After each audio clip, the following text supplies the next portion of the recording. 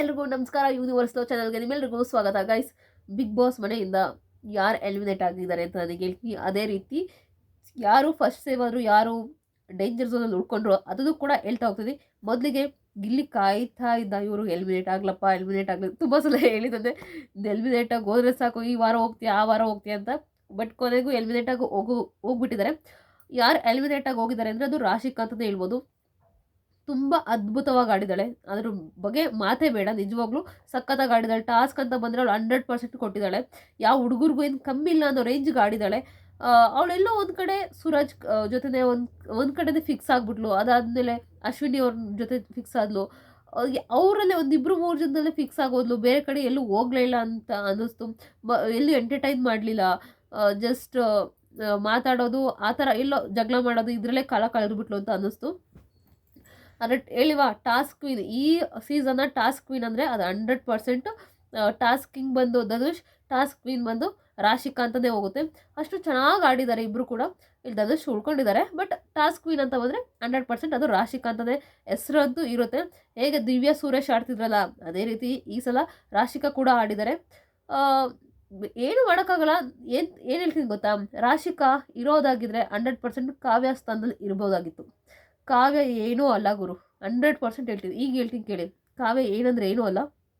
Reason ಇಷ್ಟೇ, ಕಾವ್ಯ ನೀವುಗಳೇ ಯೋಚನೆ ಮಾಡಿ. ಕಾವ್ಯ ಅಕಸ್ಮಾತ್ ಗಿಲ್ಲಿ ಜೊತೆ ಕಾವ್ಯ ಬಂದಿರಲಿಲ್ಲ ಅಂದರೆ ಕಾವ್ಯ ಇಷ್ಟು ದಿನ ಇರ್ತಿಲ್ಲ, 100% ಇರ್ತಿಲ್ಲ. ಮೋಸ್ಟ್ಲಿ ಅದೇ ಬಿಗ್ ಬಾಸ್ ಅದು ಕಲರ್ಸ್ ಕನ್ನಡದವ್ರ ಮಕ್ಕಳು ಅಂತ ಹೇಳ್ಕೊಂಡು, ಈಗ ಧನುಷ್ನ ಹೇಳ್ಕೊಂಡು ಬಂದಿದ್ದಲ್ಲ ಇಷ್ಟು ದೂರ, ಹಂಗೆ ಅವಳು ಹೇಳ್ಕೊಂಡು ಬರುತ್ತಿದ್ರೇನೋ ಅಷ್ಟೇ. ಬಟ್ 100% ಇರ್ತಿರ್ಲಿಲ್ಲ. ಅಕಸ್ಮಾತ್ ರಾಶಿಕಾ ಗಿಲ್ಲಿ ಜೊತೆ ಜೋಡಿಯಾಗಿ ಬಂದಿದ್ರೆ, ಅಥವಾ ಬೇರೆ ಯಾರು ಕಂಟೆಸ್ಟೆಂಟ್ ಗಿಲ್ಲಿ ಜೊತೆ ಜೋಡಿಯಾಗಿ ಬಂದರೆ 100% ಫಿನಾಲೆ ಇರ್ತಿದ್ರು. ಯಾರೇ ಬಂದಿದ್ರು ಗಿಲ್ಲಿ ಜೊತೆ ಜೋಡಿಯಾಗಿ 100% ಫಿನಾಲೆವರೆಗೂ ಇರ್ತಿದ್ರು, ಅದಂತೂ ಸತ್ಯ. ಇಷ್ಟು ಮಾತ್ರ ಹೇಳ್ಬಲ್ಲೆ. ಇನ್ನು ರಾಶಿಕಾ ಎಲ್ಲ ಒಂದು ಕಡೆ ಗಿಲ್ಲಿ ಜೊತೆ ಮನಸ್ತಾಪ ಇರ್ಬೋದು, ಜಗಳ ಇರ್ಬೋದು. ಬರೀ ಅವಳು ಇರಿಟೇಷನ್, ಜಗಳ ಆಡ್ಬೇಕಂದ್ರೆ ಸಿಕ್ಕಾಪಟ್ಟೆ ವಾಯ್ಸ್ ಇರಿಟೇಷನ್ ಇದನ್ನು ಮಾಡ್ತಿದ್ಲು. ಸುಮ್ಮನೆ ಕಾರಣ ಇಲ್ಲದೆ ಜಗಳ ಆಡ್ತಿದ್ಲು. ಇದರಿಂದ ಎಲ್ಲೋ ಸ್ವಲ್ಪ ಜನಗಳಿಗೆ ಇಷ್ಟ ಆಗಲಿಲ್ವೇನೋ ಆವಾಗಿಂದ, ಅಷ್ಟೇ. ಅದಕ್ಕೋಸ್ಕರ ಈಗ ಎಲಿಮಿನೇಟ್ ಆಗಿ ಹೋಗಿದ್ದಾಳೆ. ಈಗ ಯಾರ್ಯಾರು ಫಸ್ಟ್ ಸೇವ್, ಯಾರು ಸೆಕೆಂಡ್ ಸೇವ್ ಅಂತ ಹೇಳ್ಬಿಡ್ತೀನಿ. ಶನಿವಾರ ಎಪಿಸೋಡಲ್ಲಿ ಫಸ್ಟ್ ಒಬ್ಬರೇ ಸೇವ್ ಆಗಿರೋದು, ಅದು ಅಶ್ವಿನಿ ಮೇಡಮ್ ಅವರು ಮೊದಲಿಗೆ ಸೇವ್ ಆಗಿದ್ದಾರೆ. ಇನ್ನು ಭಾನುವಾರದ ಎಪಿಸೋಡ್ ಅಂತ ಬಂದರೆ ಮೊದಲಿಗೆ ಸೇವ್ ಆಗಿರೋದು ಗಿಲ್ಲಿ, ಎರಡನೆಯದಾಗಿ ಸೇವ್ ಆಗಿರೋದು ರಕ್ಷಿತಾ, ಮೂರನೆಯದಾಗಿ ಸೇವ್ ಆಗಿರೋದು ಮೂರನೆಯದಾಗಿ ಸೇವ್ ಆಗಿರೋದು ಧ್ರುವಂತ್ ಅವರು. ಇನ್ನು ನಾಲ್ಕನೆಯದಾಗಿ 5, 6 ಇದು 3 ಜನ ಡೇಂಜರ್ ಝೋನಲ್ಲಿ ಉಳ್ಕೋತಾರೆ. ಯಾರಿರ್ಬೋದು ಹೇಳಿ? ಕಾವ್ಯ, ರಘು ಸರ್, ರಾಶಿಕಾ, ಇವ್ರು 3 ಜನ ಬಾಟಮ್ 3 ಉಳ್ಕೊಂಡಿದ್ದಾರೆ ಡೇಂಜರ್ ಝೋನಲ್ಲಿ. ಈಗ ಇವರಲ್ಲಿ ಯಾರು ಫಸ್ಟ್ ಸೇವ್ ಆಗ್ತಾರೆ ಅಂದರೆ ಕಾವ್ಯ ಅವ್ರು ಸೇವ್ ಆಗ್ತಾರೆ. ಇನ್ನು ರಘು ಸರ್ ಹಾಗೆ ರಾಶಿಕಾ ಅವರು ಡೇಂಜರ್ ಝೋನಲ್ಲಿ ಉಳ್ಕೋತಾರೆ. ಈಗ ಇವರಿಬ್ಬರಲ್ಲಿ ಯಾರು ಹೋಗ್ತಾರೆ ಅಂತ ತುಂಬ ಅದರಲ್ಲಿ ಏನು ಚಟುವಟಿಕೆ ಕೊಟ್ಟಿದ್ರು ಅಥವಾ ಸುದೀಪ್ ಸರ್ ಹೇಳಿ ಕಳಿಸ್ತಿರೋ ಅದು ಗೊತ್ತಿಲ್ಲ. ಮೋಸ್ಟ್ಲಿ ಇದರಲ್ಲಿ ಆಗ ಸ್ವಲ್ಪ ಭಯ ಆಗಿದೆ ಅನಿಸುತ್ತೆ. ರಘು ಸರ್ ಸ್ವಲ್ಪ ಅವಾಗೆಲ್ಲ ಕೇಳಿದ್ದಾರೆ, ಇರಬೇಕಾ ಅಥವಾ ಏನು ಮಾಡಬೇಕಿತ್ತು, ಇನ್ನೂ ಅಂದರೆ ಜನಗಳಿಗೆ ಇಷ್ಟ ಆಗಿಲ್ವ, ಈ ಥರ ಎಲ್ಲ ರಘು ಸರ್ನ ಕೇಳಿದ್ದಾರೆ.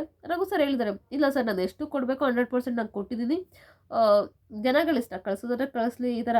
ರಾಶಿಕಾನು ಅದನ್ನೇ ಹೇಳಿದ್ದಾಳೆ. ಸೊ ಈಗ ರಾಶಿಕಾ ಮನೆಯಿಂದ ಆಚೆ ಹೋಗಿದ್ದಾರೆ ಅಂತಲೇ ಹೇಳ್ಬೋದು. ಎಲ್ಲರೂ ಚೆನ್ನಾಗಿ ಆಡಿದ್ದಾರೆ, ಇಲ್ಲಿವರೆಗೂ ಬಂದಿದ್ದಾರೆ ಅಂದರೆ 100% ಎಲ್ಲರೂ ಚೆನ್ನಾಗಿ ಆಡಿದ್ದಾರೆ. ಎಲ್ಲೋ ಒಂದು ಕಡೆ ಸೂರಜ್ ಬೇರೆ ಇನ್ನೂ ಇರ್ಬೋದಿತ್ತೇನೋ, ಇಷ್ಟು ದಿನ ಬೇರೆ ಯಾರು ಎಲಿಮಿನೇಟ್ ಆಗಿದ್ದಾರೆ, ಸೂರಜ್ ಇನ್ನೂ ಇಲ್ಲಿ ಇರ್ಬೋದಾಗಿತ್ತೇನೋ ಅಂತ ಅನ್ನಿಸ್ತು. ಎಲ್ಲರೂ ಕೂಡ ತುಂಬ ಅದ್ಭುತವಾಗಿ ಆಡಿದ್ದಾರೆ, ಏನೋ ಒಂದು ಮಾತಿಲ್ಲ. ಇಷ್ಟು ದಿನ ಬಂದಿದ್ದೀರಾ ಅಂದರೆ ಜನಗಳಿಗೆ ಇಷ್ಟ ಆಗೇ ಬಂದಿರ್ತೀರಾ. ನಿಮ್ಮ ಪ್ರಕಾರ ಟಾಪ್ 2 ಯಾರು ಅಂತ ದಯವಿಟ್ಟು ಕಮೆಂಟ್ ಬಾಕ್ಸು ಕಮೆಂಟ್ ಮಾಡಿ. ರಾಶಿಕಾ ಮನೆಗೆ ಹೋಗಿದ್ದು ಇಷ್ಟ ಆಯಿತಾ, ಇಷ್ಟ ಆಗಲಿಲ್ವಾ ಅಂತ ಕೂಡ ಕಮೆಂಟ್ ಬಾಕ್ಸು ಕಮೆಂಟ್ ಮಾಡಿ. ಅಕಸ್ಮಾತ್ ರಾಶಿಕಾ ಹೋಗಲಿಲ್ಲ ಅಂದಿದ್ರೆ ಬೇರೆ ಯಾರು ಹೋಗ್ಬೋದಿತ್ತು, ಅದನ್ನು ಕೂಡ ಕಮೆಂಟ್ ಬಾಕ್ಸಲ್ಲಿ ಕಮೆಂಟ್ ಮಾಡಿ. ಪೂರ್ತಿ ವಿಡಿಯೋ ನೋಡಿದ್ದಕ್ಕಾಗಿ ಧನ್ಯವಾದಗಳು. Thank you so much.